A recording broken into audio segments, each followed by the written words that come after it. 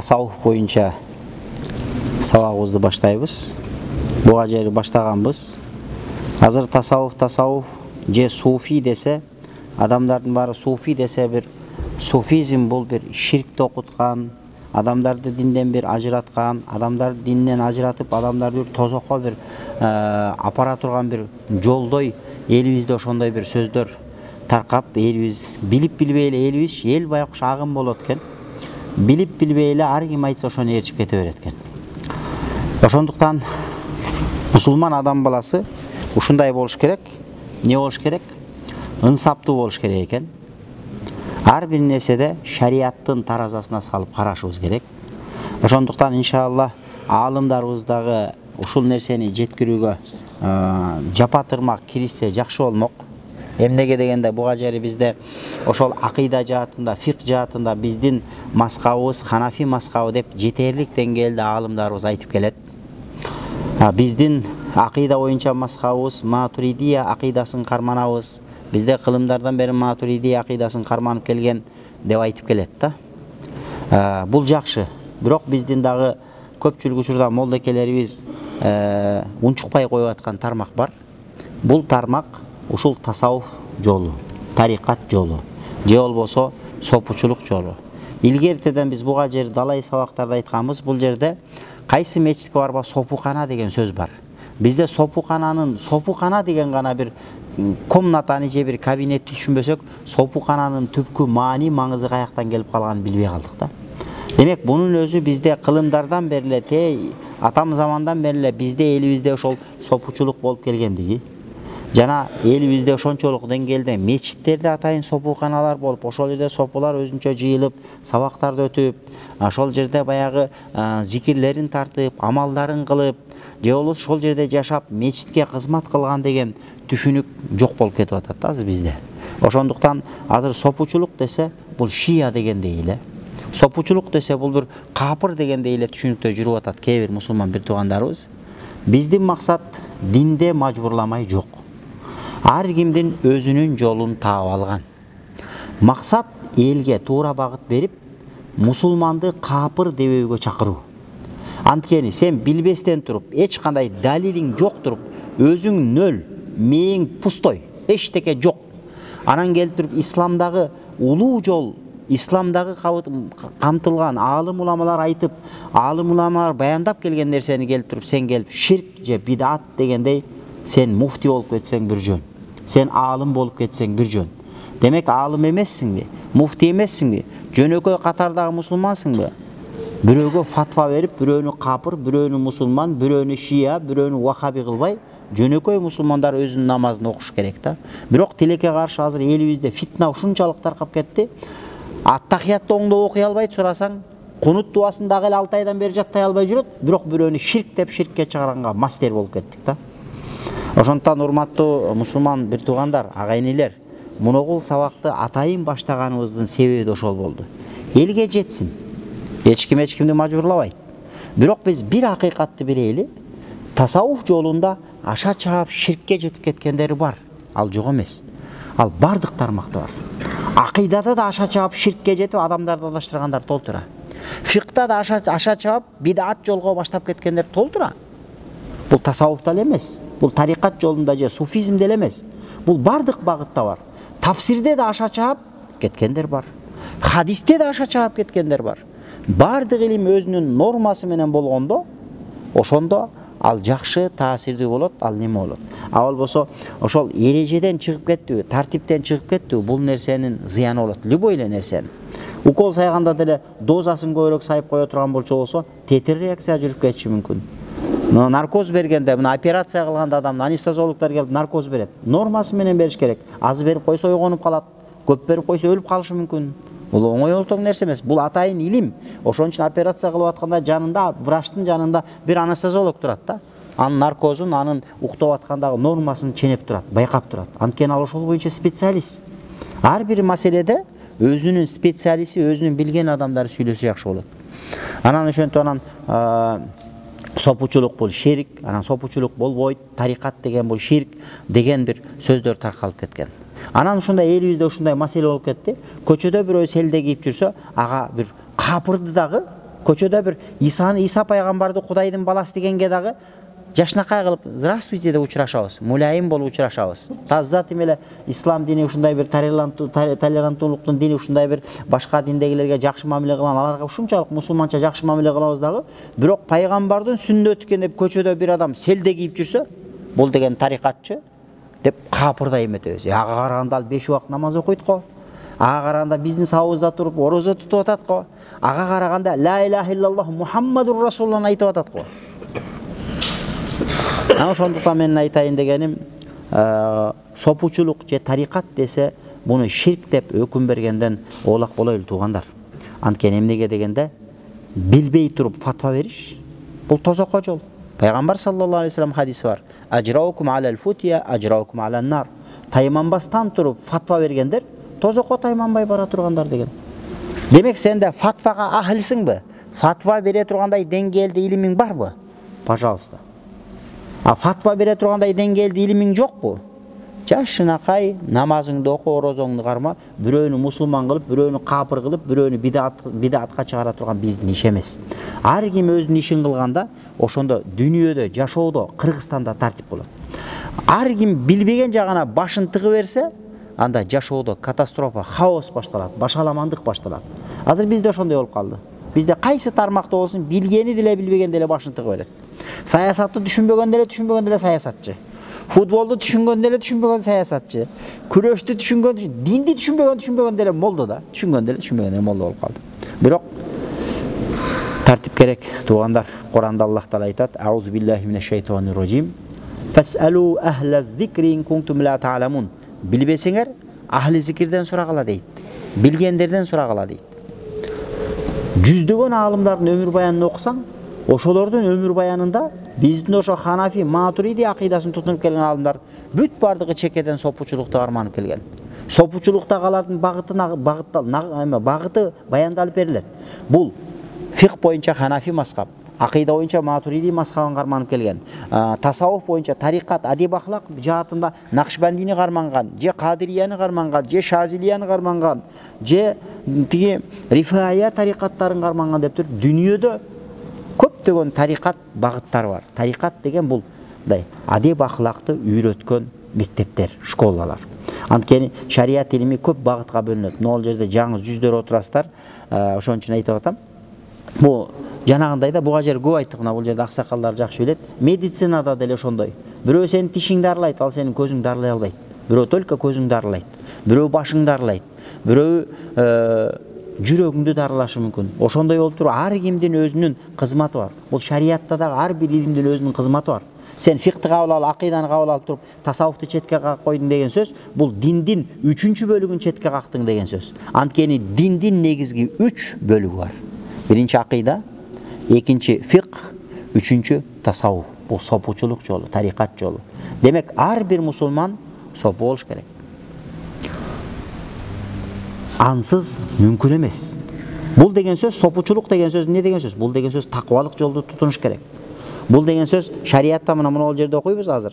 Ошо сопучулук жолдун, тарикат жолунун зарылдыгы, ролу канчалык деңгээлде зарыл. Кала имам Сайид Ахмад Рифаи. Бул имам Рифаи деген ошо Рифаия тарикатынын негиздөөчүсү болгон чоң бир олия заттардан болгон. Ошол олия зат айтып атат да, шариаттын бул ислам динибизде ички бети, сырткы бети бар дейт да. Мен которуп кыйналбай эле кыргызча мааниsin айтайын. Демек, шариаттын ички бети бар, сырткы бети бар. Ичи жок сырты мүмкүн эмес, сырты жок ичи мүмкүн эмес дейт да. Ошондуктан биздин шариятта ошондой. Шариятта бул фикка амал кылуу, орозо кармоо, зекет берүү бул шариаттын сырткы бети.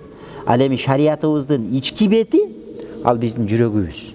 Алла биздин жүрөгүбүзгө карайт. Силердин кийинген кийимиңерге, кылган амалыңарга карабайт. Силердин жүрөгүңөргө карайт деп пайгамбар саллаллаху алейхи вассалам айтты го. Ошол жүрөккө багыт алып, жүрөккө иштеген илим бул тасаввуф жолу, бул сопучулук жолу эсептелет. Фикта жүрөккө иштебейт. Фикта жөн эле адал арамды үйрөтөт туугандар.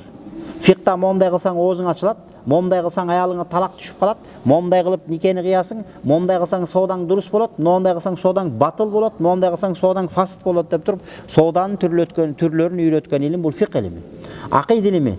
Акыйда илиминде Аллахтын жалгыздыгын, Аллахтын улуктугун үйрөткөн илим. Аллахны кандай сыпаттар менен тааныйбыз, Аллахтын кандай сыпаттары бар, кандай деп айтсак Кудайга тил тийгизип динден чыгып кетиш коркунчу бар. Ошого окшогонду үйрөткөн бул акыйда илими. Ал эми үчүнчү илим, ал исламдын үчүнчү чоң бир багыты бул руханий багыт. Өзүңдүн ички дүйнөңдү багыта турган илим бул, байыта турган илим бул тасаввуф жолу, сопучулук жолу болуп эсептелет. Ошондуктан кимде ким мен ичимде, жүрөгүмдүн түпкүрүндө эң бир бай адам болгум келет десе, руханий мындай чыныгы духовный бир, руханий бир азыгы бай адам болом дей турган болчу болсо, анда ал адам сопучулукка баш бакпай коюуга аргасыз. Эгерде сопучулукту четке кага турган болчу болсо, бул исламдын 3төн 1 бөлүгүн жокко чыгаранга тете. Кече жакында бирөөлөр ошондой сөз айтты да, бул сопучулук деген динде жок дегендей сөздү айтат экен да. Анан бүгүн бир дамылалар менен сүйлөшүп калып, ушундай деп атыптыр десем, баягы дамыла таң калат да, чоң устаз ал. Субханалла дейт. Ал кандай таксыр болуп кетти? Диндин 3-чү бөлүгүн жокко чыгарып жибериптир го дейт да. Бул нак бидаттын дал өзү. Эчтекени билбей туруп, буну жок, бул ширк деп айтуу, өзүң динде адис эмессиңби? Куранды окуган эмессиң, хадисти окуган эмессиң, фикти окуган эмессиң, акыйданы окуган эмессиң. Анан келип алып туруп исламдагы исламдын бир 3-чү багыты болуп эсептелген бир багытты ширк деп жокко чыгаруу, мындай адамдар булар бидатчылар болот. А бидатчылар менен карапайым мусулмандар күрөшпөйт. Бидатчылар менен кылымдардан бери аалымдар күрөшүп келген. Өзү бидатты карапайым эл баштайт экен. Анан ошону эптеп түзөп оңдойм деген булар байкуш аалым уламалардын иши экен да. Анткени аалым уламалар шариаттын чыныгы коргоочулары, шариаттын чыныгы аскерлери, булар аалым уламалар болот. Карапайым эл байкуш алар ошо намазын окуп, орозосун кармап, ошо аалымдарга бел болуп, аалымдарга баягы таяк болуп бериш керек. Аалымдарга тирек, таяк болуп бериш керек, устун болуп бериш керек. Аалымдар ошол динди коргойт экен. Мунагул биздин өтүп аткан сабак деле ошол динди коргоо болуп атат. Тасаввуф деген исламдагы 3-чү багытты коргоо болуп атат. Жөн койсок, билип билбей эле бирөөлөр намаз окуган 2 ай болду, өзү арабча алиф бтс деген тамганы билбейт, Куранды окумак турсун. Бирок исламдын чоң бир 3-чү багытын жокко чыгарып атат. Ал ширк деп атат, бидат деп атат. Бул өзү вахабилерден, салафиттерден келген маселе. Салафиттер эң башында тасаввуфту жокко чыгарган. Тасаввуф бул ширк деген. Тарикат жолу, сопучулук жолу ширк деген. Анан кийин келди дагы матуриди акыйдасын жокко чыгарган. Бул матуриди деген бул философ болгон. Биз деген Куран сүннөттү карманча жашашыбыз керек деген жалган лозунгтун астында элдердин башына айланткан. Анан кийин 3-чүдө келип туруп мазхаб карманган, бул деген бидат, мазхаб деген болгон эмес. Имам Азам деген биз сыяктуу адам болгон. Пайгамбар Куран сүннөттү кармангыла деген деп туруп жалган лозунгтун аркасында акыйкат сөз бул. Бирок акыйкат сөздүн аркасында арам оюн өздөрүн ишке ашырганда жыйынтыкта биздин мазхабты дагы, фикты дагы, тасаввуфту да жокко чыгарып, ширкке чыгарып туруп, жалаң өздөрүнүн туура эмес бидат жолун акыйкат деп көрсөтүп келишкен да. Ошондуктан туугандар, бул нерсе жөн эле сабак эмес. Сиздер үчүн мүмкүн бул жерде бирдеке сабак болуп атышы мүмкүн. Сиздер үчүн бул жөн эле сабак болушу мүмкүн. Бирок биз үчүнчү, молдолор үчүн бул акыйкат үчүн күрөш болуп атат. Аллахтын динин сактап калуу болуп атат. Анткени Аллахтын динин азыр Кыргызстанда ушундай туура эмес багыттар каптап калган, интернеттен ушундай такталбаган маалыматтар келип атат элдин баарына. Элдин баары ошого ишенип алган. Туура эмес маалымат бат таркайт экен. Өзү жаман нерсе бат таркайт экен. А жакшы нерсе оңой менен таркабайт экен. Мына ошентип жыйынтыкта келип атат да, биздин жашообуз ушу күрөш. Ушул туура түшүнүктү берип калайлы. Сиздер ошон карапайым мусулмандар ушул туурасында туура түшүнүктү билип калса экен деген максатта. Эми мындай дейт. Хадал илм, бул илим. Кайсы илим? Тасаввуф илими. Мындай дейт. Бир адам дейт да, бул илимди, тасаввуф илимин ички илим деп айткан. Демек шариаттын 2 бети бар экен. Ички бети, сырткы бети. Сырткы бети бул намаз, орозо, зекет. Ички бети бул сенин ичиңдеги дүнүйөң. Эми бирөө айтат да, бул жерде мисал келтирип атат. Сен намаз окуйсуң, орозо кармайсың, зекет бердиң, мечит салдың. Жүрөгүм таза дейсиң. Бирок рия кылып атасың. Жүрөгүм таза деп койдуң, бирок намаз окуп атасың, орозо кармап атасың, зекет берип атасың, садака берип атасың. Бирок жүрөгүңдө ошонун бардыгын Кудай үчүн кылган жоксуң. Башка бир максатың бар. Же бир арам бир оюң бар. Ал окуган намазыңдан не пайда? Кудай үчүн окулбаган намаз ал сага тетириңе зыян болот. Кудай үчүн окулбаган Куран, Пайгамбар саллаллаху алейхи вассалам айткан: "Ал-Кур'ану худжатун лака ва алейк." Куран же сенин пайдаңа кыяматта күбө өтөт, же сенин зыяныңа күбө өтөт деген. Сен Куранды окуп атасың. Бирок намаз окуп ибадат кылып атасың.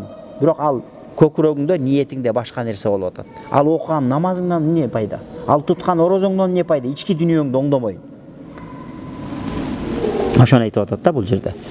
Мына карасаң мындай дейт: "Ва ида абатталлаха", Аллага сыйындың дейт. "Ва тааффафта", өзүңдү арам нерселерден тыйдың, анча-мынча, сыртында арам нерселерден тыйдың. Арак ичпей койдуң, тамеки чекпей койдуң. Сумта, орозо кармадың, садака бердиң. Сыртыңда о таксыр деп, дамыла деп аябай кичпейил болосуң, сенден өткөн кичпейил киши жок.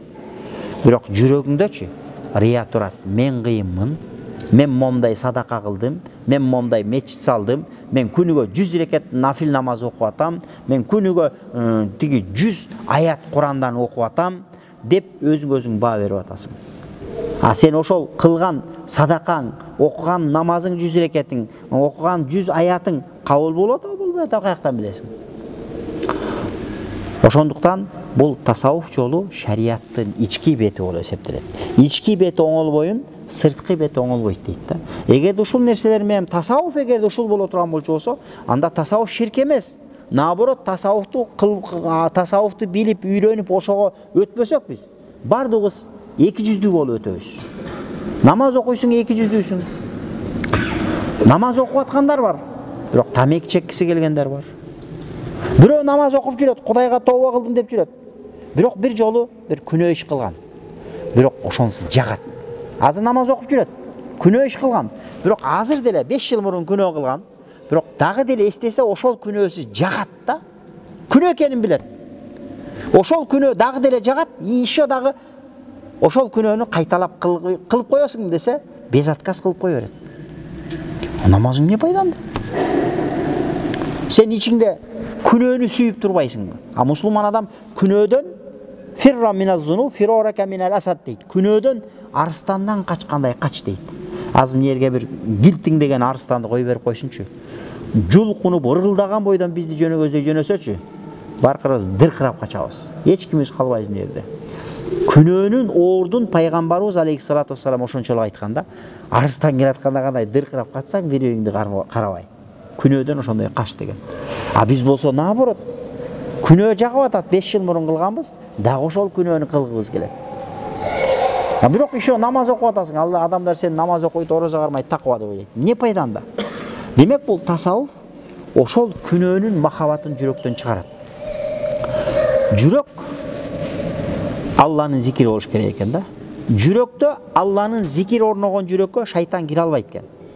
Эгерде кайсы бир жүрөк, Пайгамбар саллаллаху алейхи вассалам хадисте айтат: "Инна Аллаха ла янзуру ила qalbin ghafilin lahin." Аллах таала ушундай бир жүрөккө назар салбайт. Гафил жана лахи болгон. Гафил деген Кудайды эч качан эстебеген. Анан лахин дегенде оюн күлкү менен алек болгон. Акырет менен, бу бейиш тозок менен алек болгон жок. Оюн күлкү менен алек болуп эле көкүрөгүндө жанагындай кылып гафил болуп жүрө турган. Ал эми көкүрөгүндө чындап жүрөгүнүн түпкүрүндө жүрөгүнөн 1 секундтагы Алланын махабаты кетпей турган болчу болсо, Алланын зикири турган адамда жүрөгүндө ал адамга шайтан келбейт экен, шайтан жолу. Андай жүрөккө шайтан кире албайт. Шайтан азгыра. Тасаввуф сопучулук ошону айтат. Сопучулук ошондой деңгээлге жеткенди үйрөтөт. Адамдар ошо атайын тренировка кылып акырындан үйрөнүп ошо акырындан тарбияланып отуруп, ошондой деңгээлге жетет. Мисалы спортто деле ошондой. Спортто деле адамдар акырын тренировка кылып отуруп, анан ошентип туруп спорттун бир мыкты бир чеберине айланат. Любой тармакта ошондой. Бу даже жада калышын молдочулукта деле ошондой. Молдолор 1 жыл окуган, 2 жыл окуган, 10 жыл окуган, анан бышып жетилип келип, анан 40-50 жыл окугандан кийин анан барып туруп чыныгы супер молдо болот. Ага жери ал баары бышып жетиле элек болот. Бардык тармакта ошондой да. А жүрөк да ошондой.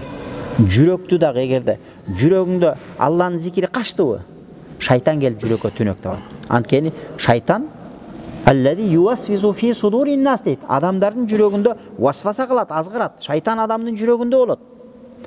Ал эми качан Аллахтын зикири болгондо ал жүрөктөн шайтан качат. Ошондуктан кимде-ким жүрөгүндө дайыма Аллахтын зикирин жүрөгүнөн место берген деңгээлге көтөрүп алса өзүнүн абалын, дини халын, руханий абалын, анда ал адамды шайтан азгырбайт.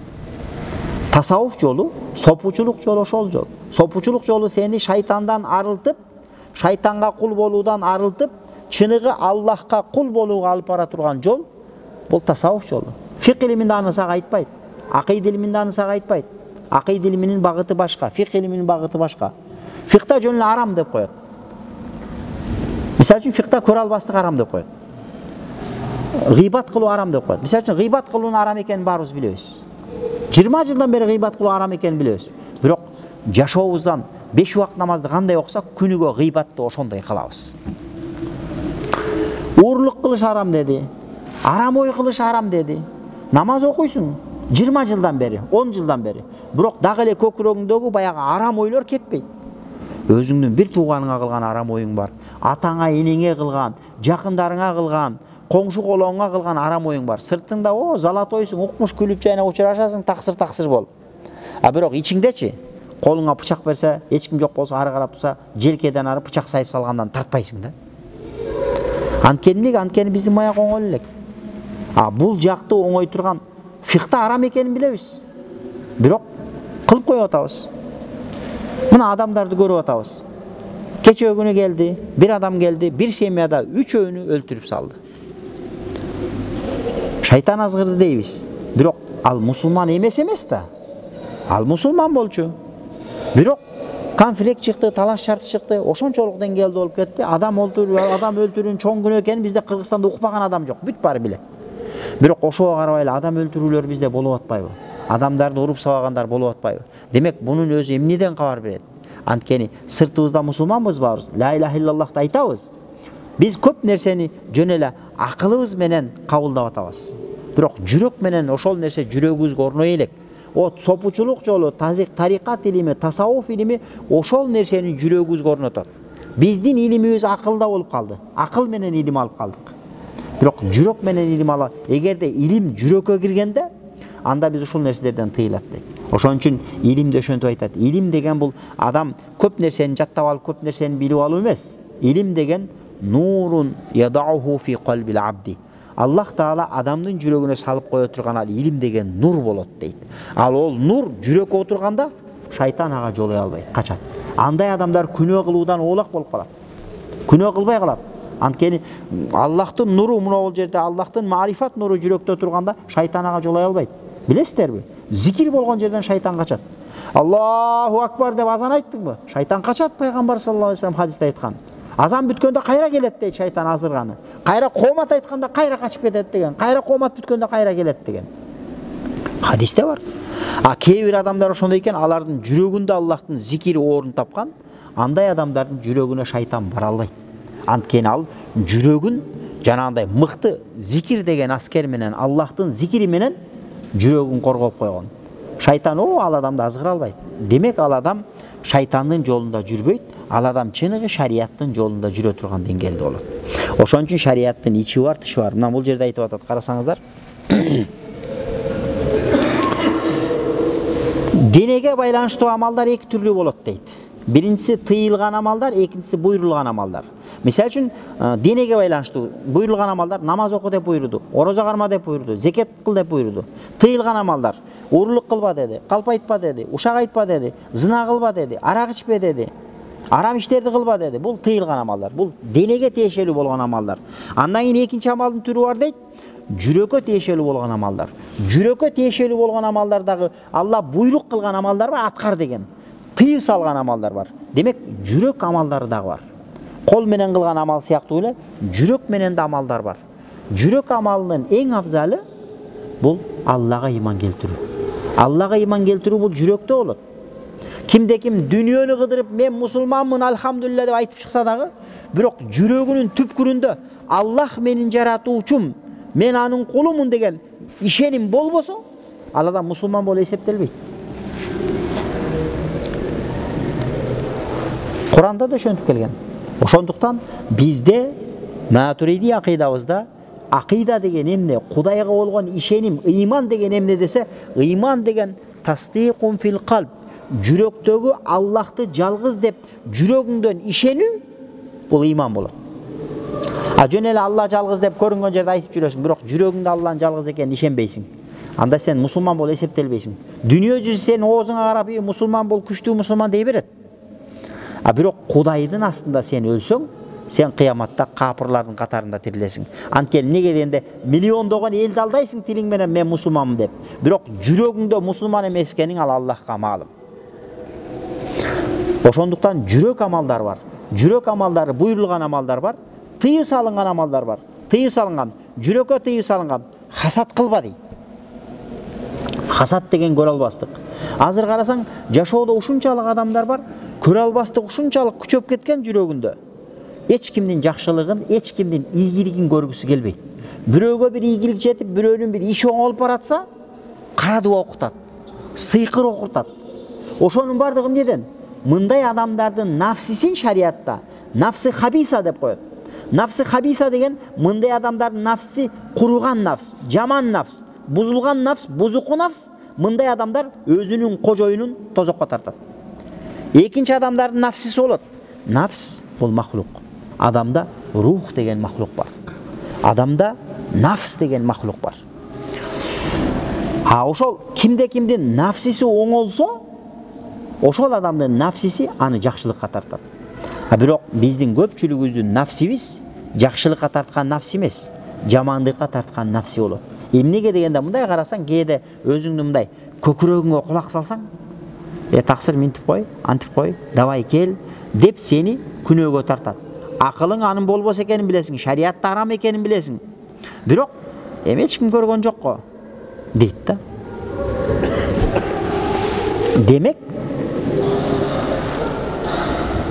Демек, биздин сыртыбыз мусулман болгонубуз менен ички дүйнөбүз дагы деле толугу менен Аллахтын өкүмүнө баш ийбей жатат. Мына ушуну оңго салып, ушуну теске салып, ушуну оңдоп, чыныгы бир үлгүлүү бир алтындай бир мусулманды жасай турган шариаттын 3-чү багыты бул сопучулук жолу болуп эсептелет. Бул тарикат жолу болуп эсептелет. Ошондуктан бул сопучулук жолду, тарикат жолун бул ширк катары, буну бир адашкан бир жол катары кароо Аллахым өз оңдосун, ал бечаралар бир шордуулар экен. Ал бечараларга Аллах Таалам диндин 3-чү багыты болгон бир улуу бир илимдин шарапатын, кадырын сезүүдөн куру калтырыптыр.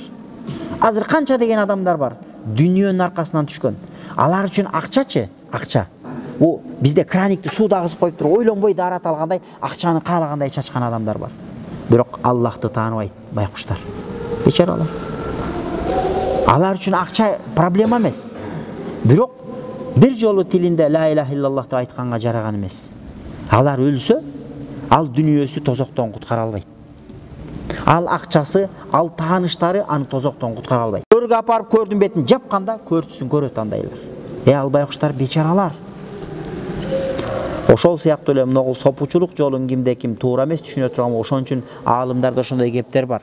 Могу олия машайыктар туурасында туура эмес пикирде болуу бул бечаралар.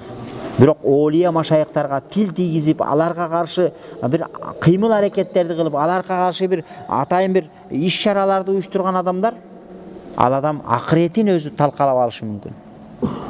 Анткени Аллахтын досторуна согуш ачкандар Алла Таала аларды оңдурбайт. Бул олиялар булар Аллахтын достору. Муногул тасауф жолу ошол чыныгы Аллахтын олиясы болууга баштай турган жол болуп эсептелет. Сен 1000 жыл намаз окусаң дагы, 1000 жыл орозо кармасаң дагы, тасауфтун багыты менен кетпейинче, сен ушу дагы эле күнөөкөр мусулман бойдон тура бересиң. Олиялык даражага жете албайсың. Олиялык даражага алып бара турган нерсе мына ушул нерсе болуп эсептелет. Бул исламдын 3-чү багыты туугандар. Ошондуктан бул тасауф жолу ушунчалык бир зарыл болуп. Анан ошон үчүн амалдар бөлүнөт. Жүрөк амалдары экиге бөлүнөт дедик. Буйрулган амалдар бар. Мисалы үчүн жүрөктө Аллах Таала буйруду. Allah'a iman keltirүү, периштеге iman keltirүү, kitepтерге iman keltirүү, пайгамбарларга iman keltirүү, акыретке iman keltirүү. Бул жүрөктөрдүн амалы. Кээ бир адамдар бар, Кудайга ишенет, бирок жүрөгүндө өлгөндөн кийин кайра тирилүүгө ишенбейт. Бул жүрөк амалы да. Демек, өлгөндөн кийин кайра тирилүүгө ишенбедиби? Мусулман эмес ал. Сыртында мечитке келип 1000 намаз окуса деле, 1000 жолу Куран окутуп, 1000 тиги төө союп садака кылса деле, өлгөндөн кийин кайра тирилүүгө ишенбесе ал мусулман эмес. Анткени өлгөндөн кийин кайра тирилүүгө ишенүү бул жүрөк амалына кирет. Демек, сенин сырткы жасап аткан намаз, орозо, зекеттериң кабыл болсун үчүн сенин жүрөгүңдөгү амалдарың толук болуш керек. Анан экинчи тыйым салынган маселелер бар. Буйрук кылынган маселелер бүт эле экен али. Мисалы ыкыластуулук. Амалды ыкылас менен кылуу бул жүрөк амалына кирет. Жалкоолонуп, мойнунан байлаган иттей амал кылсаң деле Кудай көрүп турат. Ыкылас менен кылсаң анда Кудай көрүп турат. Эгерде мойнунан байлаган иттей эптеп ушу өлүп кетпедим же тирүү калбадым же ушу намаз бүтпөдү деп намаз окусаң, науду билля, андай намазың кыяматта бетке чабыла турган намаз болот. Ошондуктан ыкылас, таваккул, Кудайга таянуу, хушу, сыдык, сабыр маселелери дейт да. Ал эми шариятта тыйып салынган жүрөккө тиешелүү амалдар куфурлук. Кудай жок деп айтуу. Бул жүрөктө болот да куфурлук. Демек, жүрөктөгү куфурлук, ва нифак, мунафыктык, хекыт, хасад, хекыт бирөөгө кек сактоо, хасад, көрө албастык кылуу, кибр, текеберлик, ожуб, менменсинүү, рия, мактаныштык, мен кыйратып атам, мен антып атам, мен минтип атам деген өзүн өзү ашыкча баа берип калуу. Бунун бардыгы келип туруп эле жүрөк амалдарына. Сиздерди билбейм, менде рия бар. Сиздерди билбейм, менде ожуб бар, мен кыйынмын деп мактанып кетем кээде. Эч кимди тоготпой каласың, мен ушул жаатта мен кыйынмын, лидермин деп өзүң баа бересиң. Же бирөөнү бир байкушту бечара ушу көчөдөгү күчүк мышыктан даражасы жок катары көрөсүң да кээде адамдарды. Ошондой да кээде бирөөнү мындай карайсың, бечара байкуш жүргөн бир бечара да дейсиң. Чындап эле ал байкуш бечара. Анткени ал байкушту Кудайым ошондой кылып жараткан. Бирок сен кыйын болуп турсаң дагы, сен ага эч качан бечара деп аны тоготпой коюуга сенин акың жок. Анткени неге дегенде шариятта ар ким өзүн тарбиялаш керек. Ал бечара болгону менен, анын ыйманы болсо ал кутулушу мүмкүн.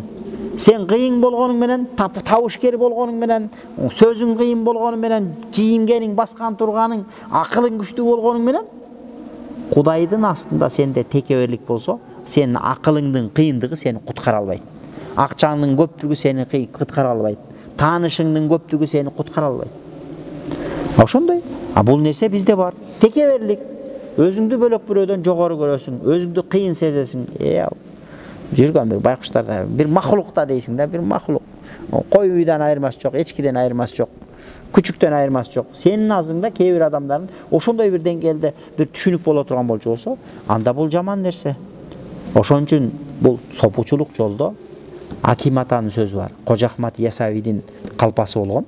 Ошо Аким атанын сөзү бар да, бардыгы буудай биз саман, бардыгы жакшы биз жаман. Чыныгы сопучулук ошол болуш керек. Мына жерде отурабыз да бардыгыбыз. Мен кыйынмын, мен таквамын, мен илимдүүмүн десе кимде ким, анда куруду. Бирок ушул жерде отурабыз го, бирок Кудай Таала бардыгыбыздын жүрөгүбүздү ачып келсе, эң күнөөкөрү мен болсом керек. Ушулардын арасынан текшерип келсе тозокко түшө турганы мен болсом керек. Эң күнөөкөрү, эң жүзү карасы менмин деген якын жүрөк отурса, анда сен чыныгы Аллахтын кулусуң. Эгерде андай якын пока жокпу, дагы эле сен чалаула мусулмансың. Чалаула мусулмансың дегенде хакыйкый мусулманбыз, бирок күнөөкөр мусулманбыз деген сөз да. Бирок бизде ошондой маселе бар да. Пайгамбарыбыздын хадиси бар. Хадисте келет. Кыяматта бир адам өлөт экен.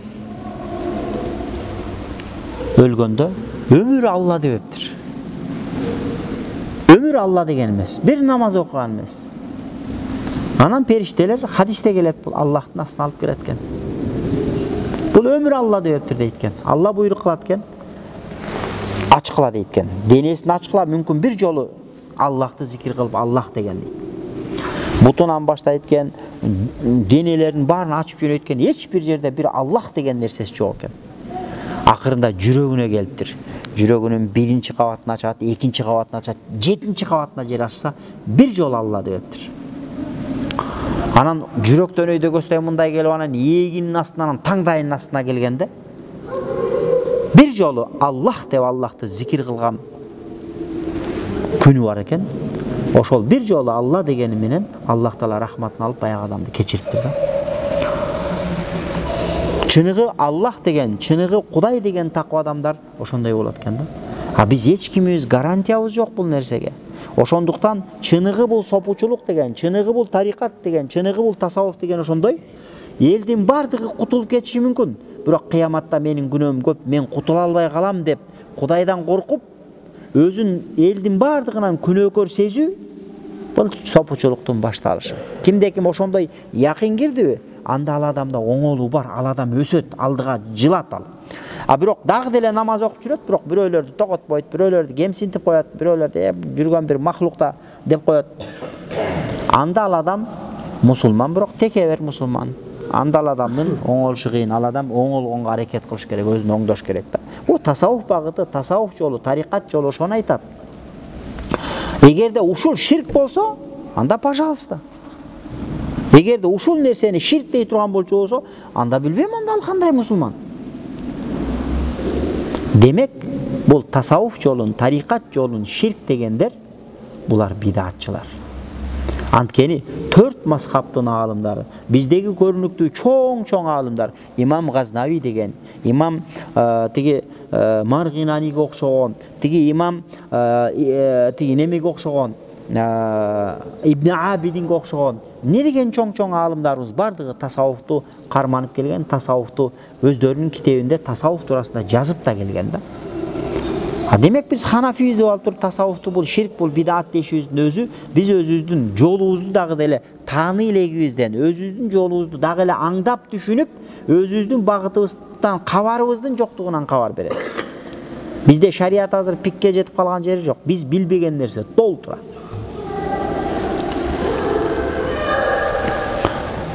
Карасаңыздар мындай дейт. Куранда айтат экен да. Бул сүрө кайсы сүрөдө айтайынбы?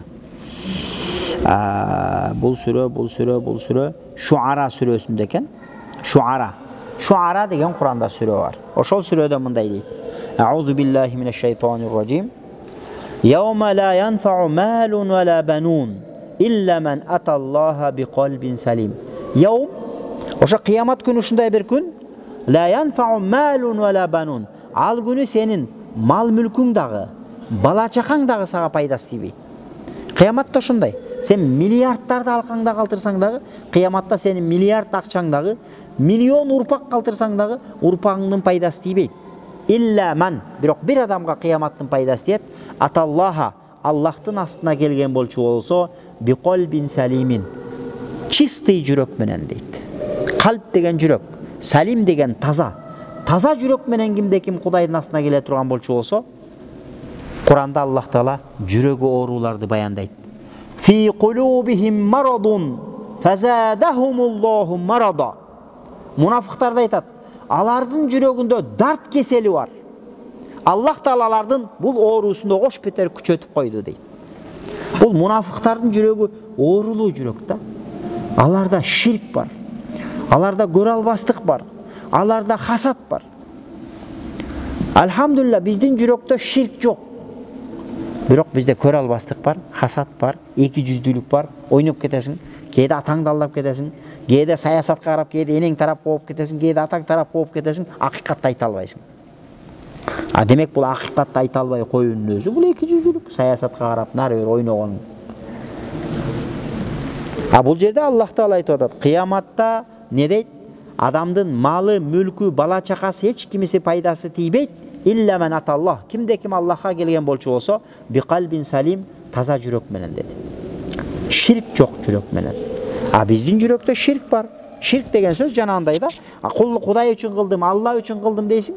Бирок жакшылап, иликтеп келсе, нар жагында мен кылдым деген нерсе чыгат да. Башында ой, мен Алла үчүн, менин атым атаба, 10 миң сомду алып кой, Алла үчүн 10 миң сом мешитке жумшап кой, Алла үчүн койду Алла үчүн сойдум дей берет. Бирок жүрөгүндө нар жагында ачып келсең, этегинде келип этегиндечи. Алхамдулилла, мен кой союп койдум деген нерсе турат дейт да. Демек, ушул нерсе туруу бул рия. А рия деген бул ширк. Ширк асгар да. А ширк асгар болгон адам бул кутула албайт. Демек, кимде ким садака кылып туруп, ошо садаканы рия кылса, андан сооп албайт. Тетиринче күнөө болот. А бирок биздики көпчүлүк кылган жакшылыктарыбыз, көпчүлүк кылган амалдарыбыз ошондой. А бул тасаввуф жолу ошону чыныгы Кудай үчүн, Кудай көрүп тургандай амал кылууга үйрөтөт. Мына биздин мечитте уурулук болот эле. Бирөөнүн 150 миң сомун урдап кетти, бирөөнүн 30 миң рубльн урдап кетти, бирөөнүн телефонун урдап кетти. Анан камера койдук. Кадыр эсе тынчып калды. Камерадан коркот экен. Демек, адамдын жүрөгүнө Алла карап турат, Алла билип турат деген якын жок бизде. Биздин акылыбызда эле ал. Жүрөгүбүзгө кирген эмес. Эгерде жүрөккө, кимдин жүрөгүнө ошондой ишенич толугу менен кире турган болчу болсо, анда адам күнөө кылбайт. Бул тасаввуф ошону айтат да. Тасаввуф деген эмне десе, Кудай мени көрбөсө дагы, мен Кудайды көрбөсөм дагы, Кудай Таала мени көрүп турат деген ишеним менен, якын менен калуу, ошондой деңгээлге жетүү, бул тарикат жолу болуп эсептелет. Ошон үчүн хадисте келди. Инна Аллаха ла янзуру иля аджсамикум ва ла иля суарикум. Аллах Таала силердин денеңердин сулуулугуна карабайт. Кээ бир адамдарды карасаң, суктанасың да, ушунчалык сулуу, көркөм. Сүйлөсө сүйлөгөнүн жарашат, тиктегенсе тиктегенине куштар болосуң, колун минтип жаңсаса колу да өзүнчө. Ушунчалык бир көркөм, ушунчалык бир сулуулуктун бир дүйнөдөгү бир эмблемасы катары. Бирок ыйман бербесе Аллах Таала ошондой. Мурду шеңирейген, тумшугунун төрү көрүнгөн адамдар болгон да. Аны көрсөңчү мындай тоготкуңда келбейт, мындай тиктеш противно да орусча айтканда. Мындай тиктегенде мындай аллергияны кармап кете тургандай адамдар бар. Өң кебетеси ушунчалык жупунубай куштар. Бирок Кудайдын астында аттын кышкатындай болгон адамдар. Анткени эмнеге дегенде биз ошондой болду да, биз Египетте окуйбуз. Негирлер бар. Анан негирлер ушундай экен да, субханалла. Негирлердин жаратылышы жанагы жер бетинен мындай Жабраил алейхиссалам бир уч топурактан алган дейт го. Андан агы бар, карасы бар, сасыгы бар, жыттуусу бар дегендей. Негирлердин табияты ошондой болот экен, алар жуунса деле бир жит чыгып турат да. Анан кээ бир негирлерчи кычып кетет, Кадимки жана бизде кычып кетти деген сөз бар го. Кээде мынол жерде намазда турса, эшикте турган адам ушунун жытынан чыдай албай каңшаарын жар үрейин дейт да. Эми ажайып экен да, Алла жаратыптыр да аларды. Анан бир күнү бардык, биз анан балдар, жаш балдар бар, анан бирөө эле бу каралар, негирлерди каралар деп алганбыз өзүчөчү, о каралар депчи. Биз деле орустар чорыйлар дейтке койсу дегичи. Биз аяка барып негирлерди каралар деп алганбыз. Анан бу каралар андай, каралар мындай дей берди эле, бир күн айтты, арабыздан бир таксыр айтты да. Деди, эмне боюңду көтөрүп атасың деди. Аны Аллах ошентип жараткан. Пайгамбар саллаллаху алейхи ва саллям хадисте айтат го, орозо туткан адамдын оозундагы жыты мисктен дагы жагымдуу Аллахка деген. Ошол сыяктуу бул жыты болгону менен сен нөлсүң, эчтеке Куран жаттаган эмессиң, шарият билбейсиң. Ал деген аалым. Демек, хадисте ошону айтып атат. Аллах Таала силердин дене мүчөңөргө карабайт. Дене мүчөңдүн сулуулугуна, дене мүчөңдүн хуниктигине карабайт деп атат да. Вала иля суарикум, сенин өң келбетиңе карабайт. Кээ бир адамдар шундай суктанасың. Бирок Аллах Таала биздин жүрөгүбүзгө жана жасаган амалдарыңарга карайт деп атат. Имам Суюти деген аалым өткөн. Имам Суюти Ашбах Назаир деген китебинде келтирет экен да. Имам Суюти бул чоң аалым. 911-жылы жашап өткөн. Азыр 1444-жылдабыз. Демек, мындан 500 жыл мурун жашап өткөн Шафии мазхабындагы чоң аалым болгон. Бу Имам Суюти ушундай деп айтат. Амма илмул қалб, жүрөк илимин үйрөнүү. Ва ма'рифат амрадихи, жүрөктөгү ооруларды анализдеп чыгарып алуу. minal hasad, misалы көрө албастык, менменсинүү, мырыя кылуу, ушул окшогон нерселерди билүү, бул туурасында Имам Газали айткан дейт. Иннаха фарду айнин. Бул фарз айн. Бизде билебиз, фарз айн бар, фарз кифая бар. Мисалы үчүн 5 убакыт намаз бул фарз айн. Фарз айн дегенде ар бир адамдын керт башына фарз болгон амал. Мисалы үчүн сизге бул намаз окуш фарз, сиз үчүн балаңыз же кызыңыз окуп койсо өтпөйт. Фарз айн деген сөз ар бир адамдын керт башына буйрулган Аллахтан өкүм. А фарз кифая деген бар. Фарз кифая деген жалпы мусулмандарга фарз, бирок ошо жалпы мусулмандардын арасынан бир канча бөлүгү келип туруп ошол амалды аткарып койсо, башкалардын мойнунан фарздыгы кетет. Башкалар күнөөкөр болуп эсептелбейт. Ал эми ушуну айтып атат. Бул жүрөктөгү ооруларды, мисалы сен ооруп калсаң, биринчи врачка барасың. Врач сени шерле көрүп сага дары жазбайт, ал анализ жазат. Мача тапшырасың, башка тапшырасың, анан кандан тапшырасың, андан тапшырасың, анан өчүрөткө туруп, анан кан тапшырасың, анан мачаң тапшырасың, анализ тапшырасың, анан бир күндөн бар анализ чыккандан апарасың. Анан ошо анализиңе карап туруп сага назначение жазып берет. Мында дагы ошондой. Ар кимибиздин жүрөгүбүздө оору болот экен. Ошол ооруга жараша анан ошо жүрөктү дарылаган тааптар бар. Жүрөктү дарылаган тааптарды шариаттын тилинде муршиттер дейт. Илгери биздин Орто Азиянын тилинде пирлер же эшендер деп келген экен. Ошол пирлер же эшендер же ошол оолия машайыктар, анан сен барасың, алар ошол сенин ички дүйнөңдө ооруңду аныктайт дагы, анан ошого жараша сага дары жазып, сени баягы врач дарылагандай биздин ички дүйнөбүз дарылайт. Тафсирден сабак берген адам сиздин ички дүйнөңүздү дарылай албайт. Хадистен сабак берген адам ички дүйнөңүздү дарылай албайт. Ал сизге хадисти үйрөтөт. Фикты сабак берген адам ал фикты үйрөтөт, адал арамды үйрөтөт. А бирок ошол адал арамга амал кылып жашоону үйрөткөн бул ошол эшендер, эски биздин Орто Азиянын тилинде эшендер, пирлер деп келген, арабча буну муршиттер деп коет. Арабчасы муршид, муршиди камил деп коет. Мына ошондой адамдар, мындай иш ошолордун гана колунан келет. Ошондой устаздар болот, ошондой устаздарга барасың. Демек, адам ички дүйнөсүн аныктап, ичиндеги жүрөгүндөгү ооруларды аныктап, ошонун аркасынан түшүү фарз айн дейт да. 5 убакыт намаз кандай фарз болсо, демек жүрөгүңдөгү ооруларды дарылаш да ошондой фарз.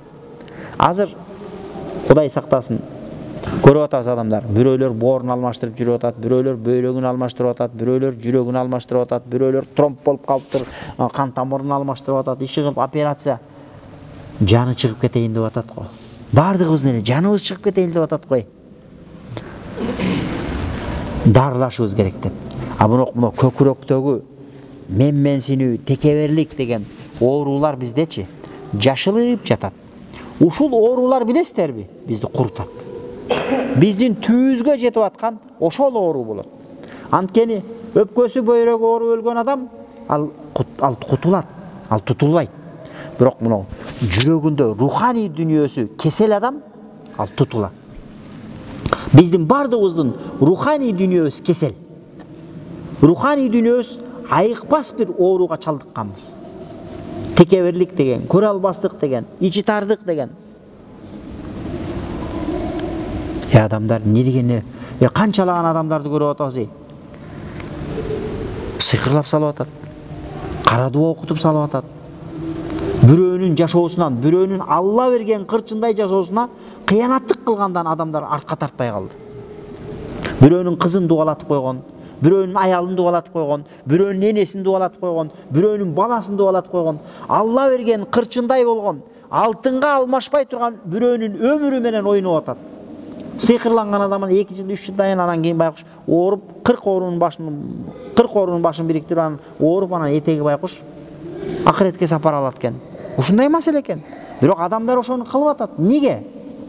Мыниягыбыз бардыгыбыз өлгөн, көкүрөгүбүз бардыгыбыздыкы жаракаттанып калган. Тасаввуф илими, ошол сопучулук илими, ошол ички дүйнөнү арууланткан, ошогон оорулардан арылууну үйрөткөн бирден бир жол ушул илим. Бул илимди окуп, бул илимге амал кылмайын ошондой шейхтерди таап кутула албайсың. Сен деле мисалы үчүн сенин ооруп калдың дейли. Сенин ооруңду бир эле врач дарылай алат. Misal üчүн ушундай да, кээде ушундай болот. Бир эле специалист бар, башка жок. Ал Алматыга кетип калды, же Россияга кетти операцияга. Бир айдан кийин келет экен. Андан башка Кыргызстандан операция кыла турган адамдар жок экен. Бир ай күтөт. Эки көзү төрт болуп күтөт. Эмнеге дегенде, анын кутулуусу, анын жанынын аман калуусу ошол кишинин колунда экенине көз жетип турат. Ошол сыяктуу туугандар, биздин дагы мына көкүрөгүбүздөгү кесел болгон биздин жүрөгүбүздү дарылай турган ошондой эшендер, ошондой пирлер болуп келген илгертеден. Азыр болсо ошондой сөз таркап кетти. Өткөндө бир дамыла менен отуруп пир деп сөз болуп кетсе, пир деген бул ширк да дейт да. Не деген чумдук? Бул карапайым эл эмес, биздин молдокелерге ошондой сөз таркап кеттир. Пир десем, пир деген бул ширк да дейт да. Пир деген сөз өзү устаз деген сөз. Өзү пир деген сөздүн каяктан келгени белгисиз. Пир деген сөз тажиктерде пир шуде деп коет. Пир деген картаң, шал болуп калсың, картайып калсың деген сөз. Ал эми эмне себептен аалымдарга, устаздарга пир деп айтылып калган? Мен анысын билбейм. Бирок бул пир деген сөз, бул ширк эмес, бул устаз деген эле сөз. Мына бул жерде аксакалдар отурасыздар. Устаз деген сөз жаңы сөзбү? Жаңы сөз. Бул биздин словарга, кыргыз тилинде словарга 20 жыл болду киргенине. Устаз деген сөз жок болчу кыргызда. Кыргызда дамла дейт эле, кыргызда молдеке дейт эле, кыргызда устат, шакирт деп сүйлөйт эле. А устаз деген жок эле, бул жаңы кирген сөз бизге. Ошол сыяктуу пир деген деле устаз деген сөз. Устаз десе ширк эмес дагы, анан пир десе ширк. Адамдардын логикасына таң каласың. Апасынын колун өпсө ибадат, устаздын колун өпсө ширк. Аялдын колун өпсө сүйүү. Бул не деген эме? Шарият андай эмес да туугандар. Азыр ушундай да. Астагфирулла, тетигилер эме экен, тарикатчылар экен, устаздын колун өпөткөн. Колун өпсө эмне болуп тур? Сыйлайт экен, өт да. Адам сыйлаган адамды өт. Атаңды өсүң колун, апаңды өсүң колун. Анан апаңдын колун өп, апаңдын бутун жуусаң ибадат экен да. Анан устаздын бутун жууп койсо ширк экен. Сен устазга сыйынып аткан жериң жок да. Көпчүлүктөр чем устазга сый кылган, энесине сый кылгандай апасына сый кылбайт. Сыйынып жибериш керек болсо энесине сыйынып жибериш керек эркектер. Бирок эч ким сыйынбайт да, устазга да энеге да сыйынбайт. Ошондуктан бул сүннөттө бар. Аалымдардын колун өбүү, ахли байттын колун өбүү, улуу өзүңдүн ата-энеңдин колун өбүү, бул окшогон нерсе бул сүннөттө бар, бул мустахаб амал. А биз ушундай деңгээлге жетип калдык, ширк деп атабыз. Бир эле нерсе ибадат, ошол эле нерсени экинчи бир окошко менен карасаң ал ширк. Чындап эле бул кандай логика? Аялыңды өпсөң күнөө эмес экен, апаңды өпсөң күнөө эмес экен. Бирок устазыңдын колун өп койсоң ширк экен. Мындай шарият жок туугандар. Ошондуктан ички дүйнөнү арулантып, шариятты туура билип, шариятка туура амал кылууну Кудай Таала бизге насип кылсын. Азыр бизде көп нерселерчи, азыр мындай болуп калды да. Бүт каптап кетти бизди. Карасаңыздар, хадисте келген экен. Бул жерде хадисте Бухари, имам Бухари, имам Муслим риваят кылат экен. لا تحاسدوا ولا تناجشوا ولا تباغضوا ولا تدابروا ولا يبيع بعضكم على بيع بعض وكونوا عباد الله إخوانا. Ушул жерде ушинтип атат, карасаңыздар. لا تحاسدوا, бириңерге бириңер көрө албастык кылбагыла деп атат. Бирок ушундай, кайра-кайра сенин жаныңда турган адам же соседиң кайра-кайра там алып, машина алып, жумуш алдыга жүрүшө берсе, bir-эки жолу куттуктайсың, үчүнчүсүндө ошечи, сыртыңда куттуу болсун деп турасың, ичиңденчи көрө албастык пайда болуп турат да. Өзүңө билинет, аны эч кимге билдирбейсиң, сыртыңдан күлүп жайнап коесуң, бирок ичиңден кантип эле ушунуку неметет деп ичиңден ошондой ой болот. Же болбосо, сыртыңдан жашынакай эле боло бересиң, бирок ичиңден кек сактап турасың. Ушунуку жаман өттү деп мындай мүмкүнчүлүк болсо тумшуктан ары бир коеюн деп турасың да. Сыртыңда күлүп жайнап турасың. Ошондой адамдар болот экен да. Эй, кызыгы ушундай экен, шарият айтсаң да өткөндөр болот экен да. Мен өткөндө да айттым. Бирөө бир күн жума намаздан келиптир. Дамла мен сізді жақсы көріп қалдым дейді. Рахмат, Алла разы болсын. Сізді Алла үшін жақсы көріп қалдым, рахмат. Анан ал киши менен 5-6 жылдан бері таанышпыз. Анан дайыма учурашканда сонун күлүп жайына учурашат да. Аябай мамилебиз жакшы. Мен анан мамилеси жакшы деп эле жүрөт. Мен ойлоптум деле. Көрсө ал ичинде мага ызырынып, сөгүнүп жүрөптүр да. Я Алла, көрсө ошо 5-6 жылдан бери мен жума баян өтөм, сабак өтөм, ал ичинен сөгүнүп башын жерге салып отура берет экен да. Шарият айтса ушундай. Демек, пайгамбар саллаллаху алейхи вассалам хадисте айтып атат. Бирөөлөрдү жек көрбөгүлө, бири-бириңерди жек көрбөгүлө, көкүрөгүңөрдү жек көрүүнү чыгарып салгыла. Мусулман үчүн, мусулман мусулмандын бир тууганы, мусулман мусулманды жек көрбөш керек. Мусулман мусулманга мусулман деген махабат болуш керек. А бизде мусулмандар эки жаатка бөлүнүп алып, өйдөн көчө ылдыйк көчө болуп, бири-бирибизди кыя тиктеп, бири-бирибизди акырая тиктеп, бири-бирибизди жаман көрүп атабыз. Бул эмне болгон мусулманчылык? Вала тадабару, бириңер мындай тадбир кылбагыла. Мудабара. Тадабару дегенде аркадан план түзүп, атайын пландарды түзүп, анан бириңерге мындай кокустан чапкы салбагыла дейт да, соккурбагыла дейт. Азыр ошондой болуп атат мусулмандар. Топ-топ болуп алып, бири-бирине көр казып, бири-бирин көргө түртүп атат. Бул кандай мусулманчылык болду? Вала яби ба'дукум ала бай'i ба'д. Бирөө соода кылып атса, анын үстүнө соода кылба деди. Бирөө соода кылып атса, анын үстүнө соода кылба. Бирөө соодалашып атса, ал соодалашып бүткөнгө жери тийишпе. Анан болбосо анан сен кел. Азыр келип эле соодалашып атсаң үстүңөн келип кымбат берет дагы, жагып калса алып кете берет. Бул мусулманчылыкка жатпайт. Ва куну ибадаллахи ихвана. Аллах жолунда чыныгы бир туугандар болгула. Ал муслим ахул муслим. Мусулман мусулмандын бир тууганы болсун. Ла язлимуху. Мусулман мусулманга зулумдук кылбасын, кара ниет кылбасын. Ва ла юказзибуху, аны жалганчы, аны жалганга чыгарбасын. Ва ла яхкируху, аны кордоп, аны тебелеп тепсеп, анын акысын тебелебесин. Анан пайгамбар саллаллаху алейхи вассалам ушинтти 3 жолу. Ат-тaqwa ха-хуна. Тaqвалык могул жерде болот. Тaqвалык могул жерде болот. Тaqвалык могул жерде болот деди. 3 жолу айтты. Бихасби имриин минаш-шарри ан яхкура ахахул муслим. Мусулман адамга жамандыкта жетише турган нерсе экинчи бир мусулманды жекирип коюу, экинчи бир мусулманды хакарат кылып, аны акарат кылып, анын аброюна сөз тийгизип коюу мусулмандын талкаланып кетишине жетиштүү болот деди да. Сенин талкаланып, сенин амалыңдын күйүп кетишине жетиштүү болгон нерсе экинчи бир мусулманды акарат кылып койгонун өзү жетиштүү дейт. Куллул муслими алал муслими харам. Мусулмандын бүткөн тулкою экинчи бир мусулманга арам. Тамуху, анын каны да арам. Малуху, анын мал-мүлкү да арам. Эрдуху, анын аброю, кадыр баркы да арам. Сен бирөөнү барып ушактап атасың. Я ушундай, ушинтип сүйлөй берет, анан төрөт, мин төрөт, жалжаңдай берет, анан төрөт. Бирөөнүн аброюна сөз тийгизип атасың. Бирөөнүн аброю дагы шариятта арам. А бирок бизде ошондой болуп калдык. 5 убак намазды калтырбай окуйбуз. Бирок күнүгө стабилно 5 убак намазды кандай окуган сыяктуу эле күнүгө бирөөлөрдү ушактаганыбызды койбойбуз. Эмне пайда? Ошондуктан намазга бекем болойлу дагы ушакты токтотойлу. А ушакты токтотойлу деген хадистерди, окшогон хадистер сиздер биринчи жолу угуп аткан жоксуздар. Мүмкүн 100-чү, мүмкүн 150-чү жолу угуп атасыздар. Бирок эмнеге амал кыла албай атабыз? Анткени ошол багытка түшө элекпиз али. А бул ошону үйрөткөн, ошого амал кылууну үйрөткөн жол, бул ошол тасаввуф жолу болуп атат. Ошон үчүн пайгамбар саллаллаху алейхи вассалам айтты: "Иннар раджул ла яблугу би хуснил хулук даражата саимил хаим." Адам баласы чыныгы жакшы кулук мүнөз менен күндүзү орозо кармап, түнү менен ибадат кылган соогун алат деди. Жакшы кулук мүнөз таксырлар. Ассаламу алейкум жакшысызбы деп учурап коюу эмес.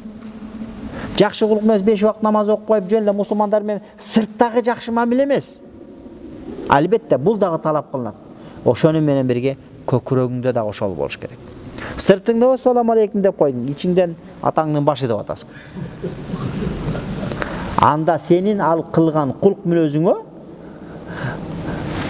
күндүз орозо кармагандын, түнү менен ибадат кылгандын соогу берилбейт. А бул жерде пайгамбар саллаллаху алейхи вассалам айтып атат: "Иннар раджула", бул хадис кайсы китепте келет экен? Имам Ахмад риваят кылат экен, Имам Дарими риваят кылат экен. Адам баласы жакшы кулук мүнөзү менен күндүзү орозо кармап, түнү менен ибадат кылган адамдын даражасына жете алат деди. Жакшы кулук мүнөз менен. Жакшы кулук мүнөз дегенде бул сырттал эмес. Бул адамдын ички дүйнөсүндө ошол нерсе болуш керек. Демек, буларга карасак, тасаввуф ширк бекен же зарыл нерсе бекен? Өзү жыйынтык чыгарайлы. Мен үчүн тасаввуф зарыл. Мен ойлойм да, бул тарикат жолуна, тасаввуф жолуна түшпөгөн адам кутулушу кыйын. Мындай да, ооруп атасың, бирок өзүң дарыланып атасың. Жакшы ооруң серьезный оору. Жакшы дарыгерди издеп, ошо жакшы дарыгер сенин алып калышка себепчи болсо, алып калат. Болбосо өзүң дарылансаң сен көп кузобайсың. Бул мен айтам, бул тасаввуф жолу деле ошондой. Тасаввуфта жанагындай устатты тапсаң, сени дарылап, сен жана оорудан сактап калышка себепчи болот. Бул дүнүйө себеп дүнүйө. А эгерде өзүм дарылайын деп, өзүң намазыңды окуп, өзүң билген намазыңды окуй берсең, анда жанагы врачты таппай, врач жок эптеп өзү баягы самолечение кылган адам сыяктуу болот. Өзүн-өзү ал адам 1 ай жашайбы, 2 ай жашайбы, Кудайым өмүрүн узун кылсын, bir күн өлөрү анык болот. А мыкты врачтын колуна түшсө, ал адам тикелеп коет, бутунан тургузуп коет ал адамды. Бул мен айтат элем, тасаввуфта да ошондой. Биздин абалыбыз ошол ооруп, серьезный оору менен ооруп калган адам сыяктуу эмеспиз бардыгыбыз. Демек, биздин ооруду дарылай турган ошондой эшендер, ошондой руханий тарбиячылар болот. Ошол руханий тарбиячыны тапкан адам жакшы мыкты врачтын колуна туш болгон адам сыяктуу. Руханий тарбиячыны таппаган адам бул жанагы анын оорусу серьезный оору, бирок дагы эле анализи чыкпай атат, жакшы ишеничтүү врачты таппаган адам сыяктуу болот. Нар жагын өзүңүздөр жыйынтык чыгарыңыздар. Ошон үчүн айтат. Пайгамбар саллаллаху алейхи ва саллям айтат: "Иттақиллаха хайсума кунт." Кай жерде болбо, Кудайдан корк. Үйдө болосуңбу, элдин ичинде болосуңбу, жалгыз болосуңбу, элдин арасында болосуңбу, Кудайдан корк. А бизде ошондойбуз да кээ бир учурда. Эл арасында бизден өткөн таква адам жок. Жалгыз калгандачы арстансың да. Жалгыз калганда сени тоскон эч ким жок да. Любой күнөөнү кылгандан кейип да койбойсуң да, күнөөнү кылып коесуң, эч кандай кабагым кашым дебейсиң. Биз ошондой мусулманбыз. Анткени негизинде биздин нафсибиз дагы эле, нафсы хабиса. Ошон үчүн адам өлгөндө, хадисте келет го, адам өлгөндө периштелер келет экен. Жаналыш периште келгенде, ошо адамдын рухун алып кете турган периштелер, тоонун башындай ырак жерде өлгөн адамга назар салып турат экен. Хадисте ошондой да. Анан эгерде баа өлгөн адамдын нафсиси, нафсы хабис болсо, жаман, бузук нафси болсо, анда тозоктон болгон, тантыгы чыккан чүпүрөктү алып келеткандагы, ошого ороп туруп, адамдын руху өлгөндөн кийин 7-чи кабат асманда 50-inde сакталат. Хадистерде ошентип келет. 50-ге көтөрүп жөнөгөндө, 1-чи кабат асманга көтөрүп жөнөгөндө эле бая периштелер жана неме менен урат экенде атканда, баягы адамдын руху майдаланып жер бетине түшөт экен да, жердин 7 кабат түбүнө кирип кетет экен. Эгерде кимде ким өлгөндө, ал адамдын руху тойип болсо, руху жакшы рух болсо, таза рух болсо, Кудайдан корккон рух болсо, ал адамдын рухун периштелер айтат экен: "Ма хадихи руху тойиба." Бул эмне деген көркөм, жыттуу рух. Кош келипсиңер деп туруп, 2-чи кабат асманга жол ачат экен, андан кийинки кабат асманга жол ачат экен, ошентип туруп 7-чи кабат асманда адамдардын руху ошол жакта сакталат экен адам өлгөндө. Ошону айтып атат. Иттақиллаха хайсума кунт. Каерде? А биз өлгөндөн кийин биздин рухубуз каягында болот? Айткылачы. Мына өзүбүзгө эле ушул жерден 30 секунд сар эсеп чыгаралчы, бир анализ кылалчы. Сен өлдүң. Кылган амалың, сенин жүрөгүңдөгү жасап аткан амалдарың, мен Кудай үчүн жасап атам деп айта аласыңбы? Же шайтандын жетегине кирип кеткен жерлериң көппү? Эгерде шайтандын жетегине кирип кеткен жерлериң көп болсо, кылган соо амалыңан, жакшылыгыңан, анда Кудайым өз сактасын баарыбызды. Ошон үчүн айтат: "Иттақиллаха хайсума кунт." Каерде болбо, аерде бол, Кудайдан корк. Ва атби'ис саййатал хасаната тамхуха. Эгерде кокустан бир жамандык кылып алсаң, анын аркасынан сразу жакшылык кыл, ошол жакшылыгың жамандыкты өчүрүп кете тургандай болсун. Ва халиқин наса би хулуқин хасанин, анан адамдарга жакшы кулк мүнөздө мамиле кыл. Жакшы кулк мүнөз дегенде бул сыртта эмес, ичиңде дагы. Сыртыңда сый көрсөтүп, ичиңде жанагы айткандай атаңдын башы деп сөгүп турсаң, ал мусулманчылыкка жатпайт. Сыртыңда кандай сый-урмат, ой аке келиңиз өтүңүз деп атасыңбы? Ичиңде да ошол махабат болсун. Андай болбосо, жанагы сенин төргөт көргөнүң үчүн сооп албайсың. Анткени сен төргө ыклас менен сооп үчүн өткөргөн жоксуң. Сен рия кылып эле өткөрүп атасың. Элден уялганыңан өткөрүп атасың. Алла үчүн өткөргөн жоксуң сен аны төргө. Ошондой да кээде. Аксакалды келиңиз өтүңүз деп коесуң. Кара күчкө, Кыргызстандын кара күчкө дейт. Бирок жүрөгүң төпкүрүндө агачы места бергиң жок да. Өркөсүн тияка деле отурса болмок деген дейсиң. Айла жоктан элден уялган өткөрүп койдуң. Ага сооп жок. Анткени сен Аллах үчүн кылган жоксуң. Сен элден уялганың үчүн кылып атасың.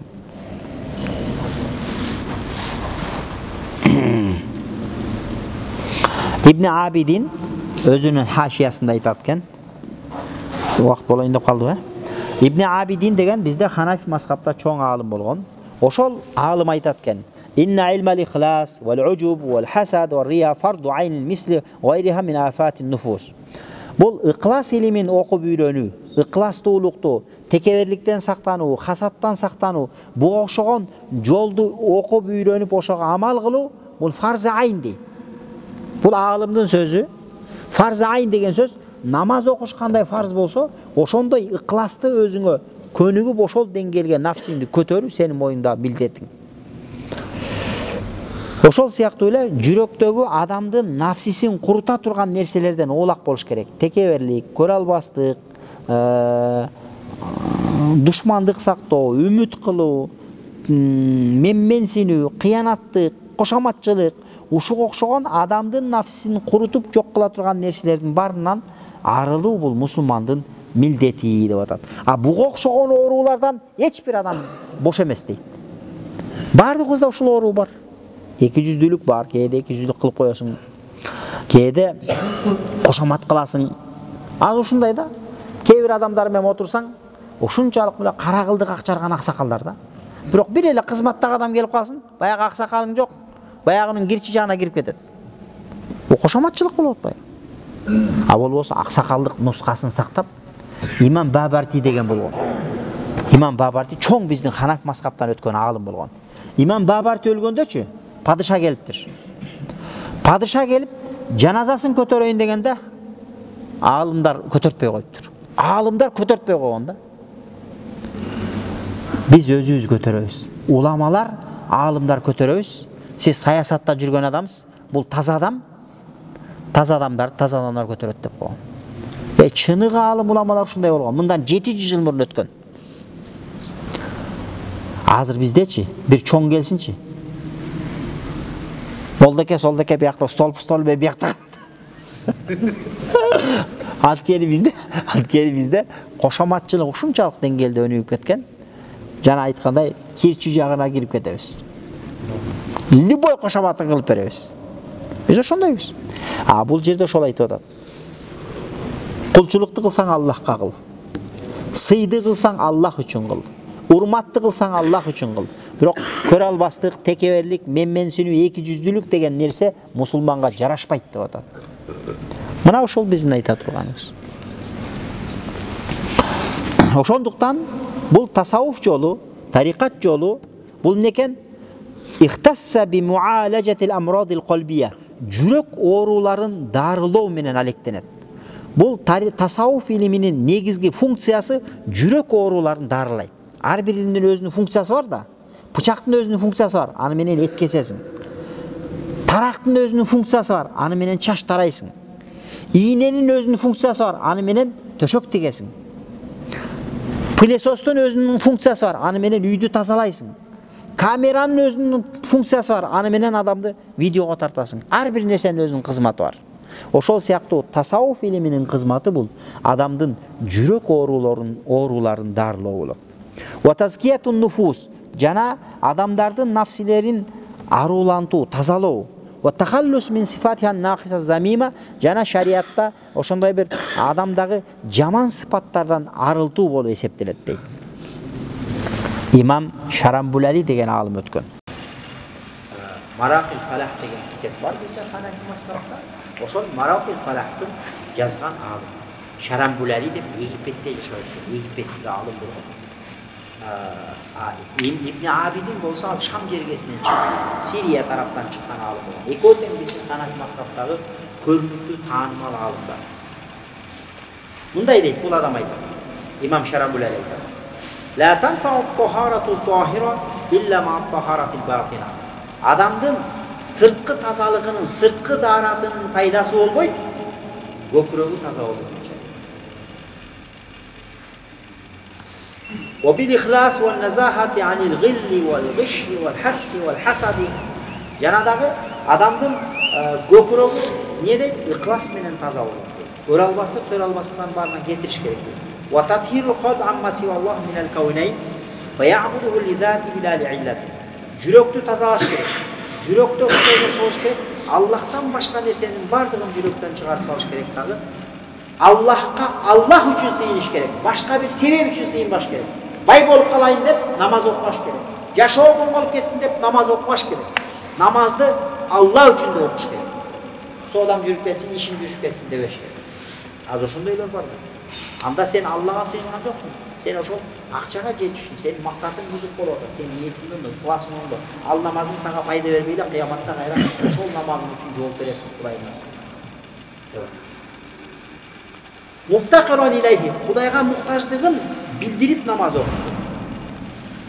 Allah Teala kimge kalasa, beret Allah verir. Fatakunu abdan fardan lil malikil ahadis.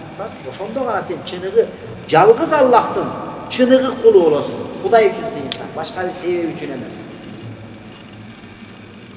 Oşonda da ilim alganlar var. Mufti olan da ilim alan. İlim alganlar var. Başka olan da ilim alan. Kazı olan da, cebir dini. Anda al ilimin bolboy. İlimdi Allah üçün alış gerek.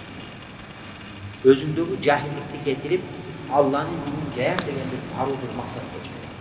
Kebiröler dagı bir jumuş kılar.